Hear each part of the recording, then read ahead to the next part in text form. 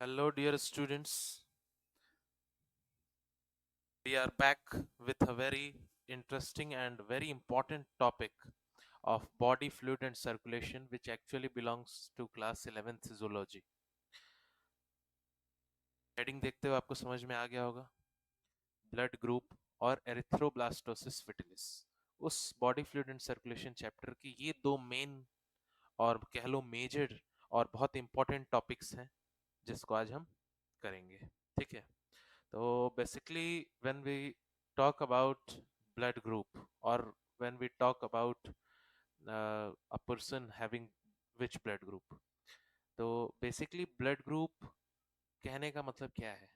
Basically blood group कहने का मतलब ये है कि अगर हम ब्लड की बात करें तो we know that there is two major parts of blood, or we can say the two major constituents of blood. First one is the cellular part, second one is the plasma. Plasma is basically the liquid part. देखो बेटा, क्या बोल रहा हूँ समझना है ना।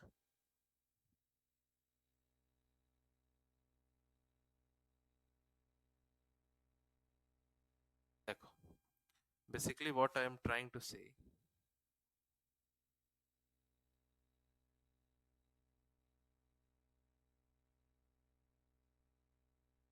कि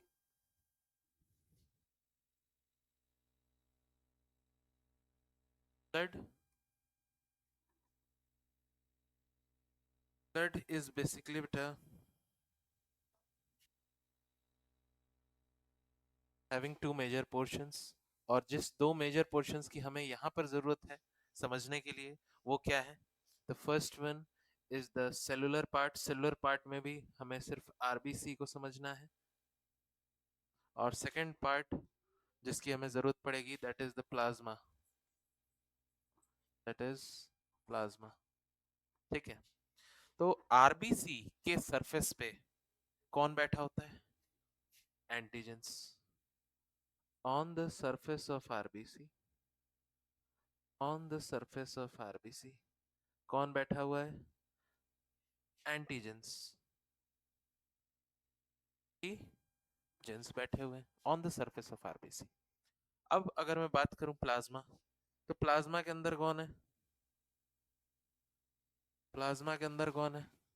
तो प्लाज्मा के अंदर है एंटीबॉडीज। क्या है? एंटीबॉडीज। इसका मतलब एंटीजेंस एंड एंटीबॉडीज, ये दोनों के प्रेजेंस एंड एब्सेंस के बेसिस पे हम डिटरमाइन कर सकते हैं कि actually which type of blood group a person is having. और ब्लड ग्रुप के बारे में अगर हम डिटेल में बात करें बेटा, तो इन चीजों को मैं थोड़ा सा एक्सप्लेन करता हूं तुम्हें। और मान लो ये क्या है? आरबीसी है। क्या है? आरबीसी है। क्या बोला मैंने इसे? आरबीसी बोला। तो आरबीसी के सरफेस पे कौन बैठा है? एंटीजन बैठा है। अभी हमने क्या देखा था? आरबीसी के सरफेस पे एंटीजन होते हैं, तो ये मैंने एंटीजन बना दिया। क्या बना दिया मैंने? एंटीजन। अब ये बताओ, अगर ये एक ब्लड स्ट्रीम है जिसमें ब्लड बह रहा है, either it is a blood artery or vein, it is a blood stream, it is blood stream. ठीक है, इट इज ब्लड स्ट्रीम। इसमें आरबीसी है, और आरबीसी है, और ये क्या है? प्लाज्मा पार्ट है ब्लड का। ये क्या है? प्लाज्मा पार्ट है। It is plasma. तो प्लाज्मा के अंदर क्या होना चाहिए? प्लाज्मा के अंदर क्या होना चाहिए? एंटीबॉडीज होनी चाहिए। क्या होनी चाहिए? एंटीबॉडीज होनी चाहिए, है ना?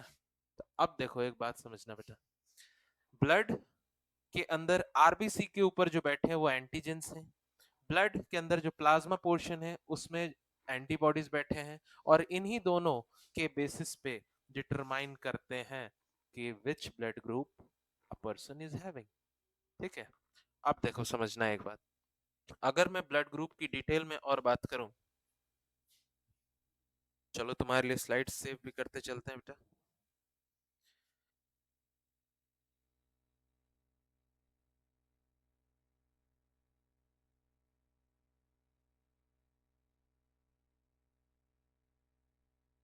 अब देखो बेटा,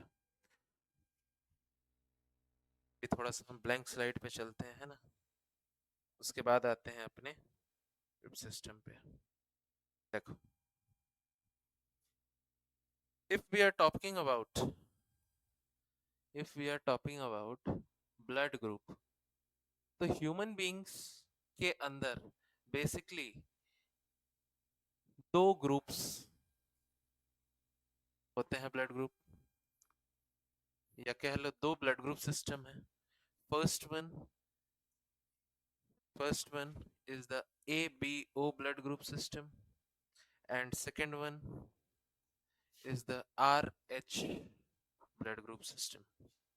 ABO के अंदर क्या आता है भाई? तो ABO के अंदर आ जाएगा तुम्हारे चार types of blood group, A, B, AB and O। RH के अंदर दो पॉसिबिलिटीज है, या तो RH के एंटीजेंस होंगे तो RH प्लस, अगर उनके RBC के सरफेस पे RH के एंटीजेंस नहीं होंगे ये RH माइनस। अब जरा हम ये समझते हैं कि आखिर में ये एंटीजेंस प्रोड्यूस कहाँ से हो रहे हैं। ठीक है, आखिर में ये एंटीजेंस प्रोड्यूस कहाँ से हो रहे हैं, तो आपको मैं बता देना चाहता हूँ बेटा कि there is a gene which is called I gene, जिसको हम लोग आइसो ए ग्लूटेनोजन कहते हैं। यही वो जीन है जो कि रिस्पॉन्सिबल है basically for the production of antigens. इस जीन के भी तीन एलील्स होते हैं। इस आई जीन के कितने एलील्स होते हैं? तीन। कौन कौन से? आई A, I B and I ओ। ये तीन क्या है? एलील्स हैं। किसके? इस जीन के। किस जीन के? Isoagglutinogen which is responsible for the production of antigen. अब देखो बेटा, ये तीन जीन है। अब ये आई ए वाला जो एलील है ये क्या प्रोड्यूस करता है? ये क्या प्रोड्यूस करता है?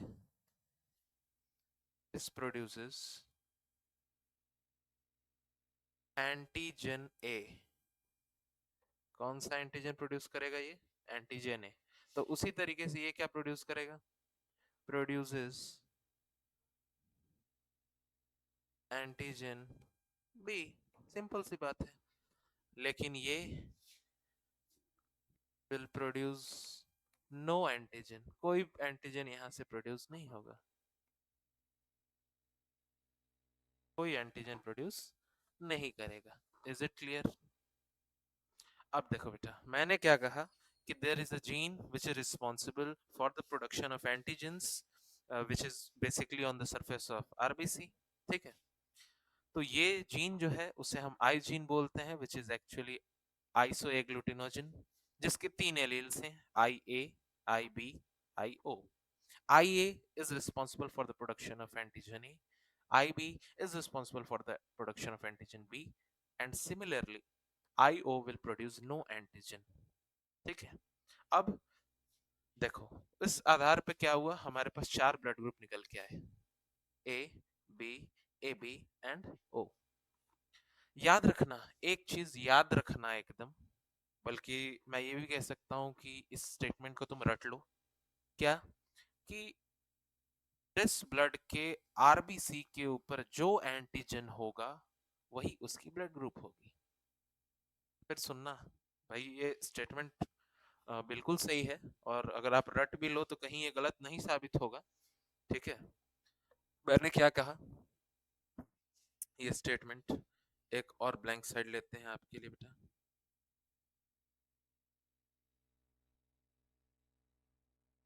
और ब्लैंक स्लाइड लेते हैं। ठीक है, देखो मैंने क्या कहा, the antigen present on the surface of RBC, on the surface of RBC, जो एंटीजन आरबीसी के सरफेस पे होगा। देखो ये हमने बना लिया आरबीसी, ठीक है, और इसके सरफेस पे क्या बैठा दिया, एक एंटीजन ए मान लो इसके ऊपर कौन सा एंटीजन है, एंटीजन ए, ठीक है। तो अगर मैं पूछूं कि ये जिस ब्लड का आरबीसी है जिसके ऊपर एंटीजन ए है, ये किस ब्लड ग्रुप का होगा, तो आंख बंद करके सीधा फार्मूला ये वाला याद रखना हमेशा, कि जिस ब्लड के आरबीसी के ऊपर जो वाला एंटीजन होगा, वही उसका ब्लड ग्रुप होगा, वही उसका ब्लड ग्रुप होगा। तो ये एक फॉर्मूला मैंने आज आपको दे दिया, ठीक है, इसको हमेशा याद रखना। तो अगर इस आरबीसी के सरफेस पे एंटीजन ए है, इसका मतलब ये कौन सा ब्लड ग्रुप का है, इसका ब्लड ग्रुप क्या है, ए, क्या है, ए। Is it clear? अब देखो सिमिलरली जिस आरबीसी के ऊपर, यहाँ पर एक चार्ट ही बना देते हैं आपके लिए, मान लो आरबीसी के, on the surface of RBC, on the RBC surface कौन सा एंटीजन है, उसके आधार पे ब्लड ग्रुप देखो कैसे निकलेगा। फर्स्ट वन,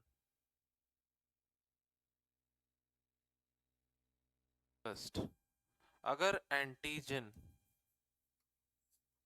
ए प्रेजेंट है तो उसका ब्लड ग्रुप क्या होगा, इसका ब्लड ग्रुप क्या होगा, ए होगा, सीधी सी बात है, क्या होगा, ए होगा। लेकिन अगर वही एंटीजन बी है on the surface of RBC, तो यहाँ पे ब्लड ग्रुप कैसा होगा, बी होगा।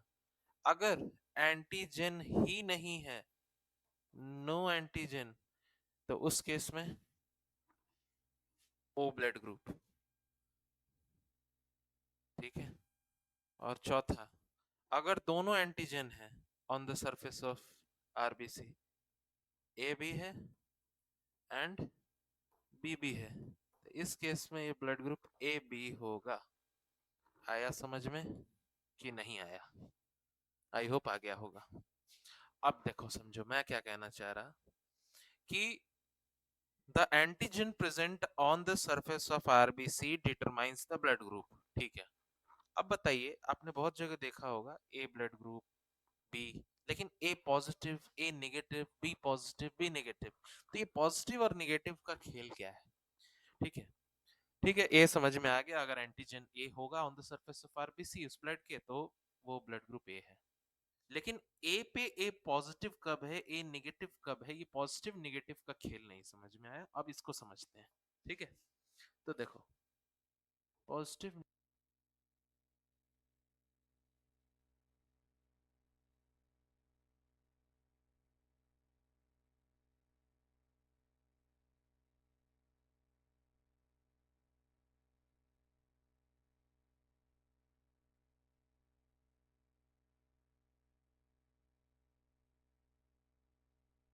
आओ ब्लैंक स्लाइड पे ही खेलते हैं, ठीक है। दरअसल स्लाइड्स थे शायद यहाँ मिसिंग है, कोई बात नहीं, हम यहाँ पर, अब हम क्या समझेंगे,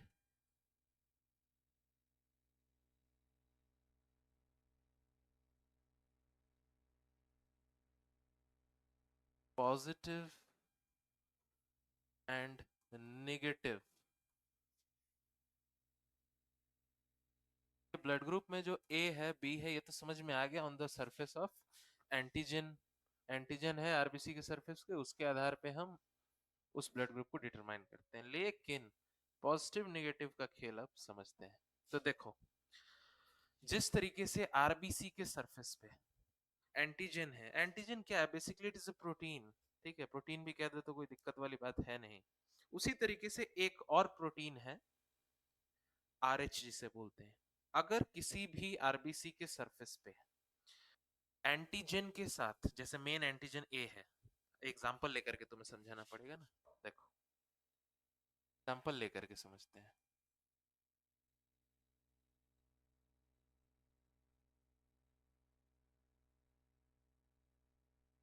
एग्जांपल हम किसका लेंगे, ए एंटीजन का एग्जांपल ले लेंगे हम। एग्जांपल लेंगे ए एंटीजन का। तो देखो, अगर मैं मानता हूं कि ये आरबीसी है और अगर मैं मानता हूं कि इसके ऊपर एंटीजन ए बैठा हुआ है और अगर इसके साथ साथ इसी आरबीसी के ऊपर एक प्रोटीन, कौन सा प्रोटीन, आरएच प्रोटीन भी अगर प्रेजेंट है, तब तो ये जो ए एंटीजन वाला है ये ब्लड ग्रुप ए पॉजिटिव कहलाएगा।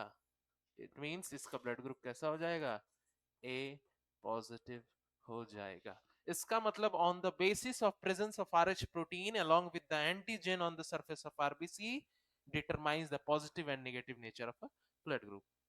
आए समझ में, कोई दुख दर्द किसी को नहीं। अब देखो मैंने क्या कहा, फिर से सुनना। मैंने कहा कि antigen on the surface of RBC होते हैं, लेकिन उसके साथ साथ अगर एक प्रोटीन आरएच भी हुआ तब तो हम कहेंगे कि वो वाला एंटीजन अपना पॉजिटिव नेचर शो करेगा, इसका मतलब ब्लड ग्रुप ए पॉजिटिव। तो अगर यहीं पर ए की जगह क्या होता, ए की जगह क्या होता, बी हो जाता। यहां पर ए की जगह क्या होता, बी ब्लड ग्रुप होता। और आरएच प्रोटीन भी है तो यहां पर क्या हो जाता, बी पॉजिटिव। लेकिन यही अगर सिर्फ बी होता और ये गायब होता, ये नहीं होता, सिर्फ और सिर्फ क्या है हमारे पास, सिर्फ और सिर्फ क्या है हमारे पास, सिर्फ और सिर्फ यहाँ पर हमारे पास बी एंटीजन है on the surface of RBC. लेकिन आरएच प्रोटीन एब्सेंट है। क्या एब्सेंट है यहाँ पे, आरएच प्रोटीन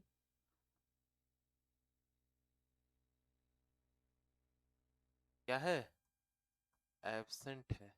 तो ये बी पॉजिटिव ना होकर के ये हो जाएगा बी एंटीजन है, इसलिए बी तो होगा ही होगा, लेकिन ये एब्सेंट है, इसकी वजह से ये B negative blood group show करेगा। कैसा ब्लड ग्रुप हो गया ये, बी नेगेटिव। आया समझ में, कोई दुख दर्द। अब देखो समझो, ये हमने समझ लिया कि ब्लड ग्रुप क्या होगा, जो एंटीजन प्रेजेंट होगा on the surface of RBC. Plus minus का खेल क्या था, अगर आरएच प्रोटीन साथ में है उस एंटीजन के तो वो पॉजिटिव, और अगर वो एंटीजन अकेला है आरएच प्रोटीन नहीं है तो वो नेगेटिव। अब मैंने आपको बताया था कि बेसिकली जो है antigen on the surface of RBC, लेकिन मैंने ये भी बताया था कि प्लाज्मा जो है ब्लड का उसके अंदर भी कुछ है, कुछ नहीं, एंटीबॉडी है। तो एंटीबॉडी है। एक बात हमेशा याद रखना, ह्यूमन बीइंग के इम्यून सिस्टम की एक सीधी सी फॉर्मूला है, ह्यूमन बीइंग की जो ब्लड ग्रुप होगी, अगर उससे हटकर कोई भी ब्लड कांटेक्ट में आया ह्यूमन बीइंग के, तो ह्यूमन की जो इम्यून सिस्टम है वो क्या प्रोड्यूस करना शुरू करेगी, एंटीबॉडी। ठीक है, एंटीबॉडी किसके खिलाफ, वो जो बाहर वाला ब्लड है, जो बाहर वाला ब्लड ग्रुप है। ठीक है, इसी तरीके से एबीओ सिस्टम की कुछ ये खेल थी।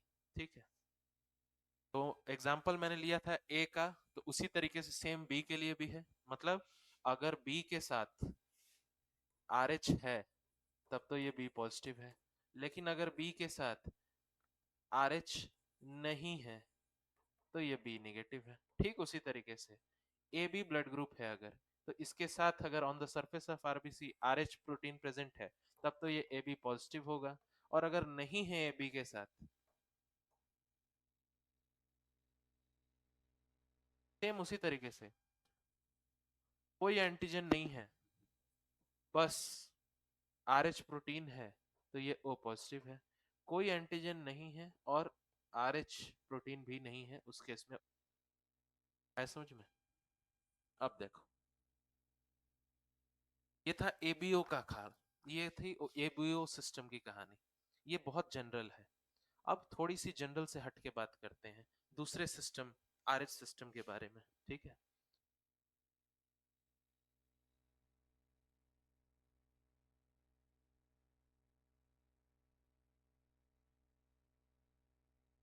अब आते हैं हम लोग आरएच ब्लड ग्रुप सिस्टम के बारे में।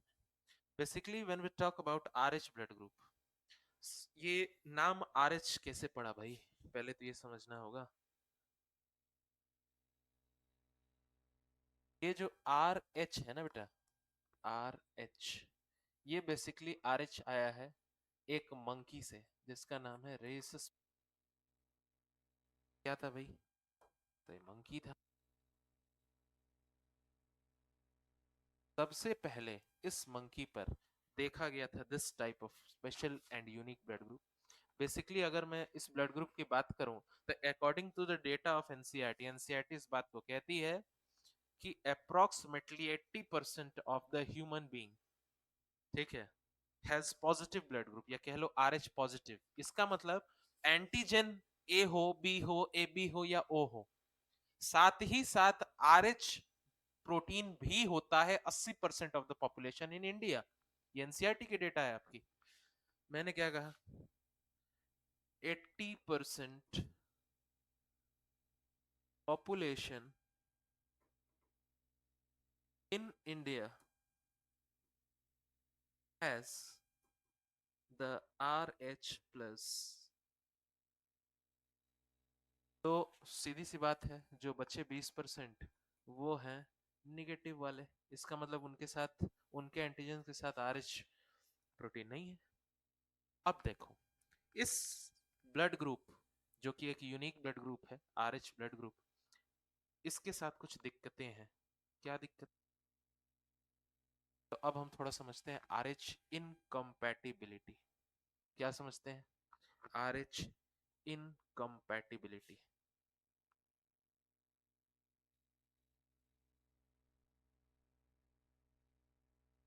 समझो बेटा, आरएच इनकम्पैटिबिलिटी समझते हैं? क्या है ये भाई आरएच इनकम्पैटिबिलिटी? देखो,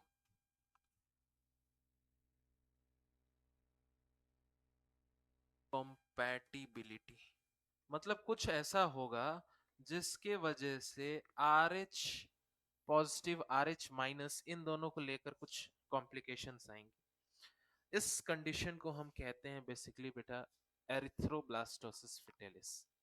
एरिथ्रोब्लास्टोसिस फिटेलिस को अब हम डिटेल में समझेंगे, ठीक है। उससे पहले तुम एक चीज समझ लो कि ये दिक्कत आएगी एरिथ्रोब्लास्टोसिस फिटेलिस वाली, किस में आएगी? What are the condition necessary for the happening of erythroblastosis fetalis? तो जो कंडीशन नेसेसरी है, जो कंडीशन होनी चाहिए ताकि एरिथ्रोब्लास्टोसिस फिटेलिस, एरिथ्रोब्लास्टोसिस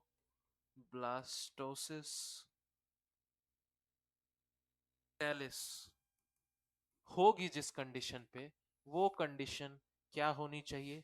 तो याद रखना, mother to be Rh negative. Mother क्या होनी चाहिए? आरएच नेगेटिव होनी चाहिए। And fetus should be, fetus कैसा होना चाहिए? Rh positive. ठीक है।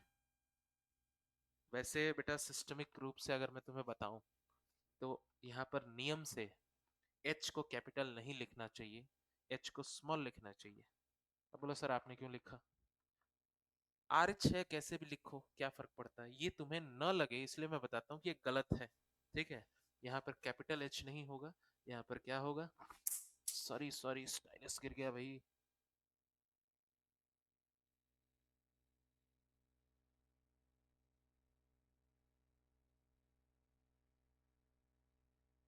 अगर ये कंडीशन है कि मदर आरएच नेगेटिव है और बच्चा या कह लो फीटस आरएच पॉजिटिव है, तभी जाकर के ये इनकॉम्पैटिबिलिटी मतलब एरिथ्रोब्लास्टोसिस फिटलिस की कंडीशन होगी।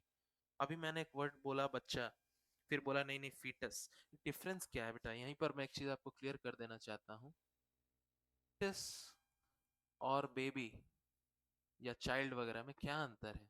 फीटस तब तक हम कहेंगे जब तक वो यूट्रस में है। किसके यूट्रस में? Mother's uterus. और एक बार ये मदर्स यूट्रस से बाहर आ गया तो अब इस बच्चे को हम बेबी कह लो, चाइल्ड कह लो, जो कह लो, ठीक है। तो जब तक मदर के यूट्रस में है, यूट्रस समझ रहे हो? नहीं समझ रहे? देखो,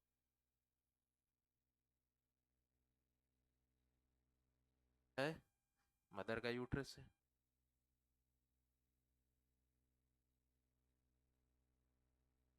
तक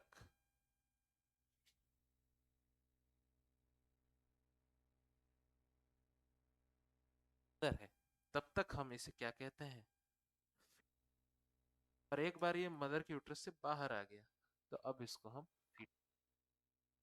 सिस्टम है, सिस्टमिक टर्मिनोलॉजी है। ठीक है, अक्सर लोग कुछ भी बोल देते हैं, फीटस बेबी कुछ भी, लेकिन ये सही। अब देखो, अब समझो, हमने ये समझा कि अगर mother is having RH negative blood group and the fetus inside the mother's womb or uterus is having RH plus, then there will be a incompatibility, or we can say RH incompatibility, which condition is called the condition of erythroblastosis fetalis. अब होगा क्या इसमें, किस तरह की incompatibility, दिक्कत, अब इसको समझते हैं, है ना? तो देखो,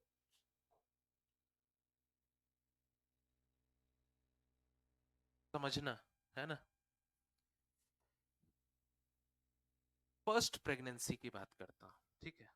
अगर मदर RH नेगेटिव है, बच्चा RH पॉजिटिव है, और उस मदर की फर्स्ट प्रेगनेंसी है, I am talking about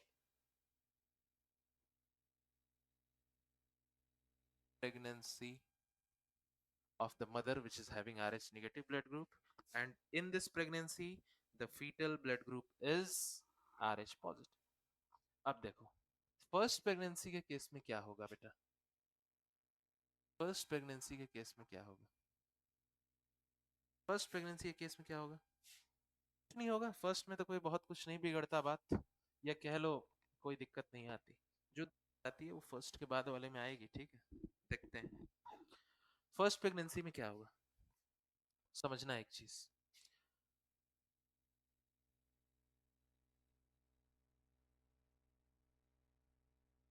mother का यूट्रस है,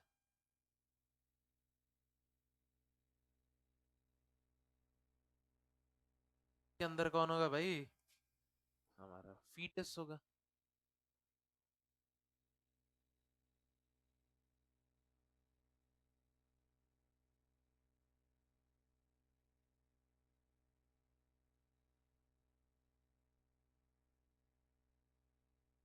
है ये भाई, फीटस है। अब देखो, मैंने क्या बोला था कि इस बच्चे का ब्लड ग्रुप क्या होना चाहिए for the condition of incompatibility, कि इसका ब्लड ग्रुप RH पॉजिटिव होना चाहिए। इसका मतलब इसके ब्लड के RBC के सरफेस पे क्या होगा? RH positive antigens. RBC पे क्या है? RH positive. और मैंने अभी क्या बोला था? Mother should be RH negative. तो मदर का क्या है? RH नेगेटिव है। हमें पता है कि there is a connection between the fetus and the mother, and we say this connection umbilical cord, और इस कनेक्शन को हम अम्बिलिकल कॉर्ड की मदद से जुड़ा हुआ है भाई, ठीक है। ठीक है, उसी तरीके से एक और कनेक्शन है, उस कनेक्शन को क्या बोलते हैं हम बेटा? उस कनेक्शन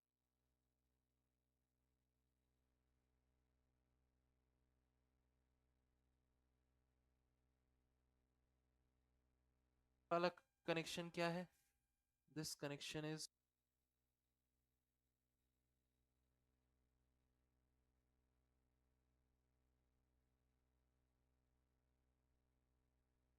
अम्बिलिकल कॉर्ड। ये क्या है?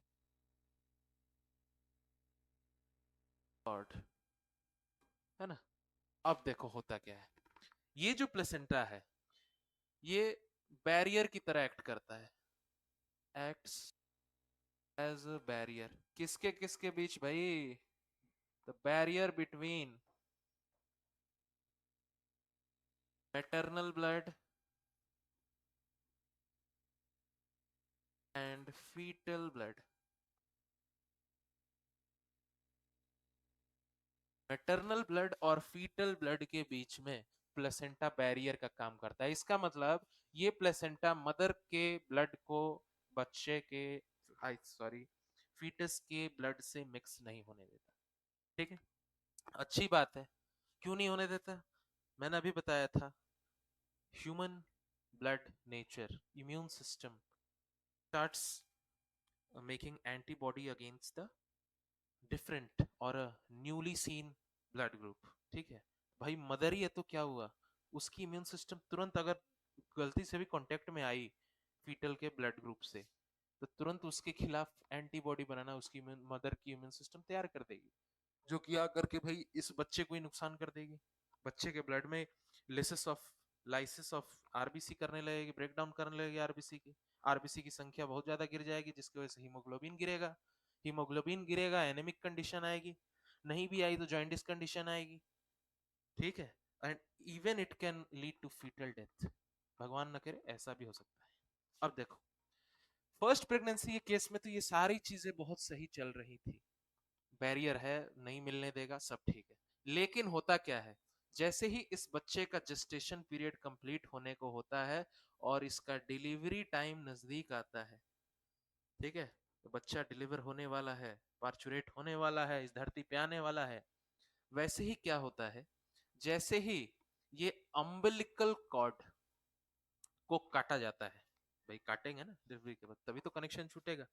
Umbilical cord is as soon cutted, approx very small amount of fetal blood gets mixes with the blood of mother, and that amount is approximately 0.5 ml. Half ml of the fetal blood gets unfortunately mixed with the mother blood. नहीं मिलना चाहिए था, लेकिन गलती से या कह लो मिल ही जाता है। अब जब मिल गया तो दिक्कत होगी। क्या दिक्कत होगी, देखो, डिलीवरी के वक्त जैसे ही इस अम्बिलिकल कॉर्ड को काटा, ठीक है, वैसे ही क्या हुआ, approximately half ml of fetal blood get mixed with maternal blood, maternal। अब यही यही मेन दिक्कत शुरू होगी। लेकिन चूंकि डिलीवरी की टाइम नजदीक थी, बच्चा आ गया, तब ये काम हुआ मिक्स होने वाला, इसलिए ये जो बच्चा आ गया फर्स्ट प्रेगनेंसी में, इसको कोई दिक्कत नहीं हुई, ये अच्छे से सरवाइव करेगा। ठीक है, ये बच्चा अच्छे से सरवाइव करेगा। अब देखो, ये बच्चा तो बेचारा बच गया फर्स्ट प्रेगनेंसी की केस। फर्स्ट प्रेगनेंसी में हमने क्या कर लिया, बच्चे को सेफली बचा लिया।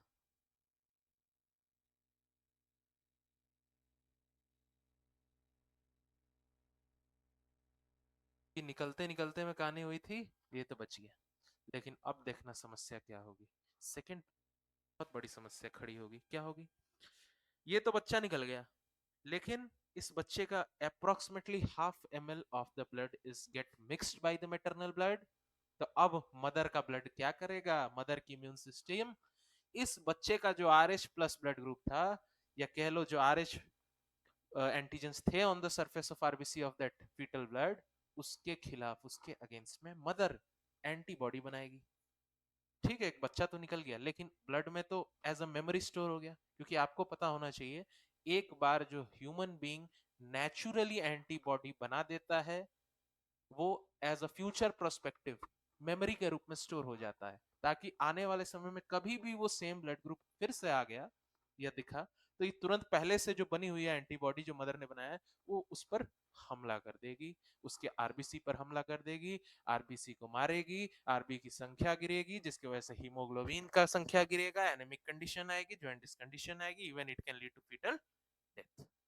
अब देखो, फर्स्ट प्रेगनेंसी दिखा, अब देखो सेकंड प्रेगनेंसी दिखाता हूँ। अब देखो, मैं तुम्हें सेकंड प्रेगनेंसी दिखाता हूँ।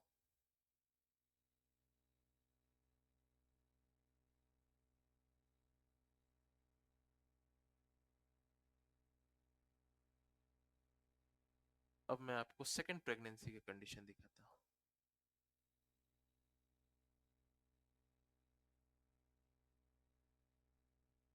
सेकंड प्रेगनेंसी की अगर मैं बात करूँ बेटा, तो ध्यान से देखना, in the case of second pregnancy, अब मैं सेकंड प्रेगनेंसी की बात करूंगा आपके साथ। फर्स्ट में तो क्या क्या हुआ आपने देख लिया, ठीक है।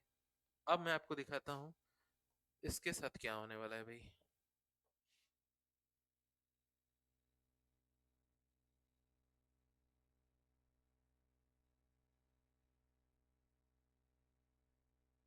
Let me show you.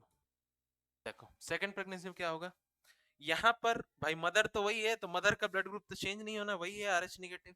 तो यहाँ पर भी क्या है, मदर का ब्लड ग्रुप RH नेगेटिव ही है। और अनफॉर्चुनेटली मैंने आपको क्या बताया था, हर कंडीशन में अगर एरिथ्रोब्लास्टोसिस है तो mother should be RH negative and the fetal should be RH positive. तो यहाँ पर जो फीटस है हमारे पास, ये भी कैसा है, RH पॉजिटिव है।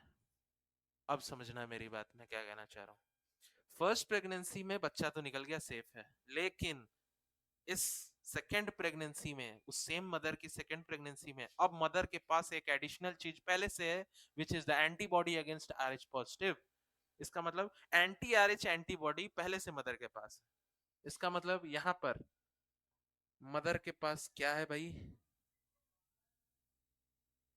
मदर के पास क्या है, यहां पर मदर के पास साथ ही साथ एंटी RH एंटीबॉडी है, जो कि इसने फर्स्ट प्रेगनेंसी में ही बना लिया था। और इस बार भी देखो बच्चे का RH पॉजिटिव है, तो इस बार तो इसका बचना मुश्किल है भाई। होगा क्या देखो, होगा क्या देखो, क्या देखो, देखो, देखना क्या होगा अब। वही चीज करते हैं, ये हमारा बच्चा है मान लो,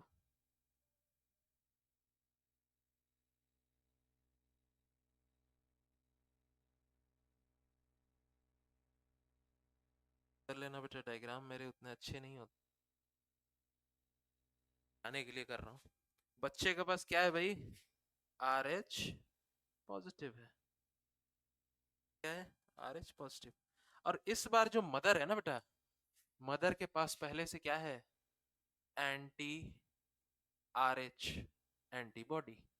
अब जैसे ही सेकंड प्रेगनेंसी केस आई, तो तुम बोलोगे बेटा कि सेकंड प्रेगनेंसी है तो यहाँ पर भी प्लेसेंटा होगा मदर और बच्चे के बीच में, और placenta is acting as a barrier, आपने अभी बताया, ठीक है, बैरियर है तो भाई इस कंडीशन में भी मिलने नहीं देगा।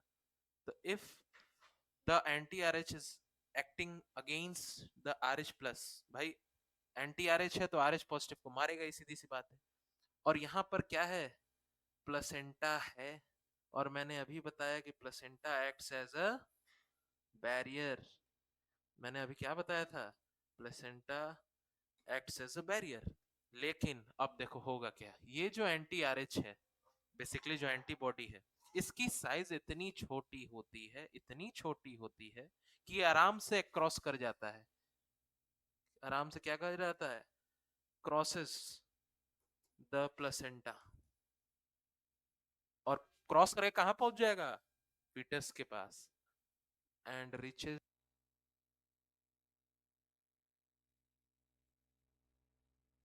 ब्लड के पास, अब पहुंच गया। अब भाई पहुंच गया, मतलब एंटी RH कहाँ आ गया, RH कहाँ आ गया, अब फीटल के पास।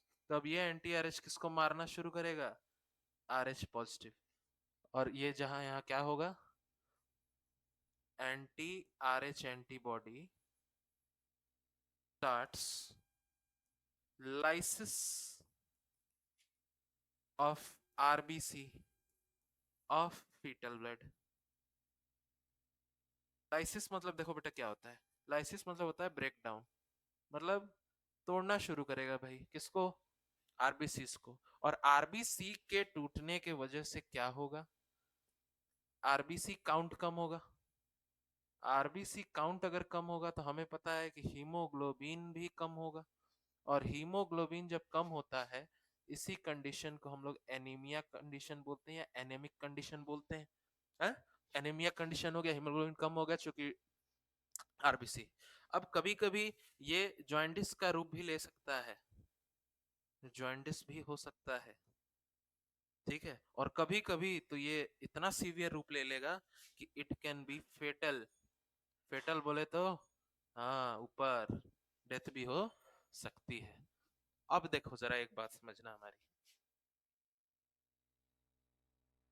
Can lead to fetal death. हुआ क्या, फर्स्ट प्रेगनेंसी में मदर ने पहले से बना रखे थे एंटीबॉडी, और अनफॉर्चुनेटली सेकंड बेबी भी, मतलब सेकंड फीटस भी आरएच पॉजिटिव ही आया, और मदर तो वही थी तो आरएच नेगेटिव, और सेम कंडीशन, दोनों कंडीशन आते ही हमें पता है एरिथ्रोब्लास्टोसिस फिटिलिस होगा।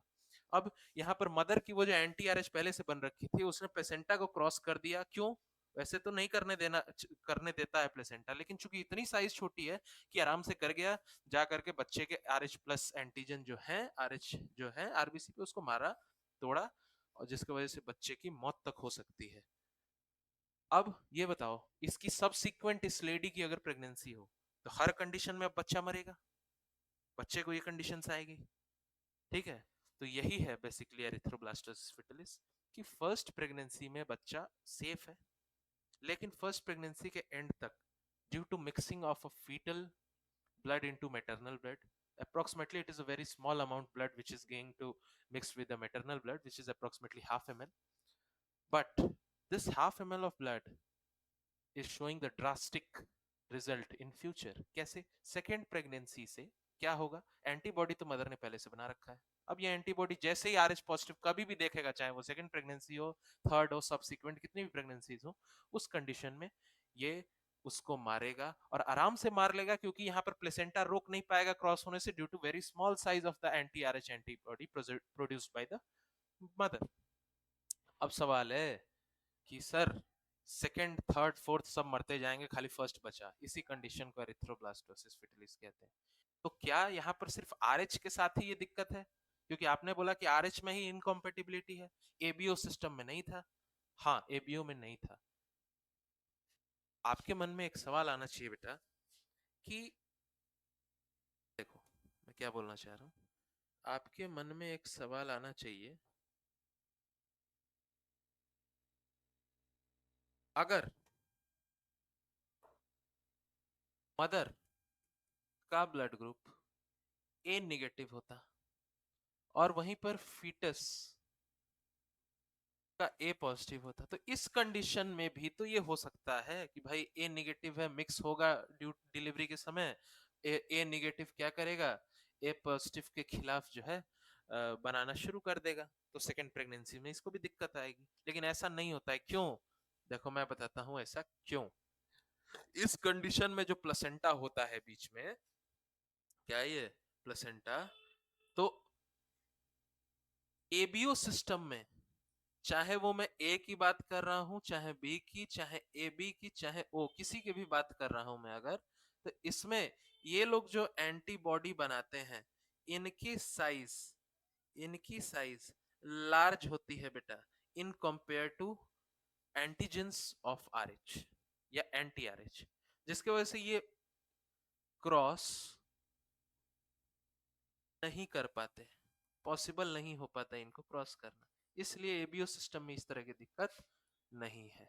सिर्फ और सिर्फ किसमें दिक्कत आती है, आरएच में। आया समझ में? अब देखो बेटा,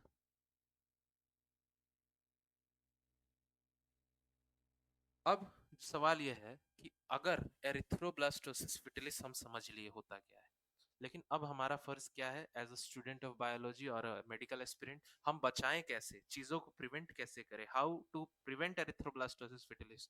तो अब इसका हम प्रिवेंशन देखेंगे बेटा, इसको प्रिवेंट कैसे करें, हम बचा कैसे ले, भाई फर्स्ट तो बच जा रहा है, हम सबको बचाना चाहते हैं, तो उस कंडीशन में क्या करना होगा। तो इसको प्रिवेंट करने का एक बहुत आसान तरीका है, कोई बहुत बड़ा खेल नहीं है बेटा इसमें, ठीक है, बहुत बड़ा खेल नहीं है, समझना। as soon as soon mother parturites the first baby, immediately after the delivery of the first baby, we should inject anti-RH antibody from outside। अब सवाल है कि सर मदर तो खुद ही बना रही थी, तो बनाने दो ना, बाहर से क्या देना था उसे। मदर अगर बना दिया, मदर ने अगर खुद से, मदर की बॉडी ने बना दिया एंटी आरएच एंटीबॉडी, तो वो उस मदर की बॉडी में फ्यूचर प्रोस्पेक्टिव के लिए एज अ मेमोरी स्टोर हो जाएगा, तो फ्यूचर में हमेशा वो तैयार रहेगी और हमेशा। लेकिन अगर हमने just immediately after the first delivery of a baby, हमने अगर बाहर से इंजेक्ट कर दिया, क्यों? क्योंकि ऐसा नहीं है ना कि जैसे ही फीटल ब्लड हाफ एम एल मिक्स हुआ तुरंत मदर की बॉडी ने एंटीबॉडी बना दिया, कुछ तो समय लगा होगा। उस समय से पहले अगर मैंने एंटी-आरएच एंटीबॉडी बाहर से इंजेक्ट कर दिया मदर के बॉडी में, तो अब वो जो मैंने बाहर से इंजेक्ट किया वो मार देगा आरएच पॉजिटिव जो है फीटस का, जो एंटर कर गया है, ठीक है। तो अब एक बार पहले ही मार देगा तो मदर की बॉडी को दिखेगा ही नहीं कि भाई मिक्स हुआ है, तो मदर की बॉडी नहीं बनाएगी। तो मदर की बॉडी ने अगर नहीं बनाया तो सेकेंड प्रेगनेंसी भी इसी तरीके से बच जाएगी। और हर प्रेगनेंसी जिसमें बच्चा आरएच पॉजिटिव है और मदर आरएच निगेटिव, उसके हर प्रेगनेंसी के इमीडिएटली आफ्टर हमें बाहर से इंजेक्ट करना होगा। यही एकमात्र उपाय है और इससे हम हर प्रेगनेंसीज को बचा सकते हैं, हर बच्चे को सेफली सरवाइव करवा सकते हैं। तो मैंने क्या बोला कि immediately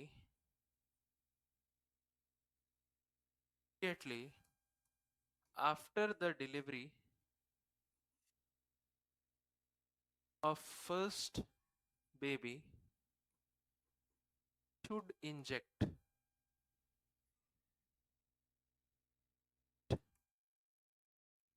anti-RH antibody from outside source। Outside source मतलब बॉडी को नहीं बनाने तो हम बाहर से दे देते हैं, ठीक है। Which will lysis the RBC of fetal blood and which results mother's body will not make this anti-RH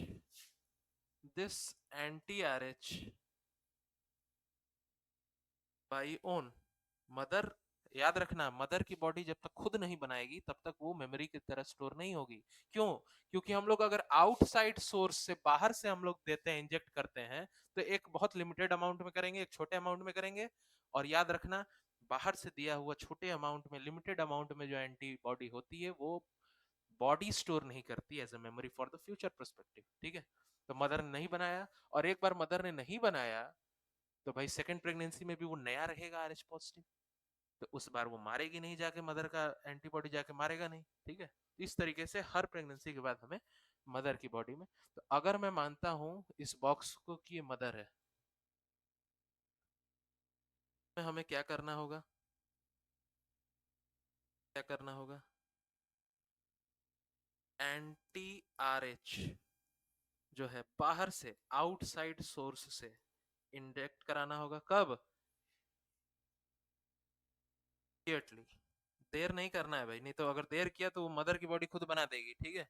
immediately after parturition, delivery के तुरंत बाद ये काम करना होगा, तब तो हम लोग बचा ले जाएंगे। तो आया समझ में कोई दिक्कत? मतलब सीधी सी बात है, मदर जब देखेगी आरएच पॉजिटिव अपने अंदर तब तो बनाएगी, देखने ही नहीं देंगे।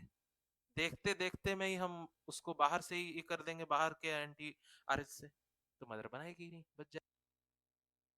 प्रिवेंशन का तरीका है, ठीक है बेटा, नोट कर लीजिएगा। कोशिश करूंगा कि मैं स्लाइड्स प्रोवाइड करा दूं, ठीक है। अब देखो, ये था हमको आ रहा आज का। अब देखो, हमारा बेसिकली बहुत दिन बाद ये सेशन शुरू हुआ, बीच में थोड़ी सी हर्डल्स थी, दिक्कतें थी। अब हम हर हफ्ते 2-3 कंटेंट लेकर के आएंगे एंड डिटेल आएंगे, ठीक है। तो होपफुली बहुत, मैं आई होप आप लोगों को समझ में आ गया होगा एरिथ्रोब्लास्टोसिस फिटिलिस और ब्लड ग्रुप, है ना। तो एरिथ्रोब्लास्टोसिस फिटिलिस और ब्लड ग्रुप में तो कोई दिक्कत नहीं होगी। इसी तरीके से बेस्ट ऑफ लक, हम नेक्स्ट लेक्चर में आपसे बहुत अच्छे कंटेंट के साथ मिलेंगे, ठीक है।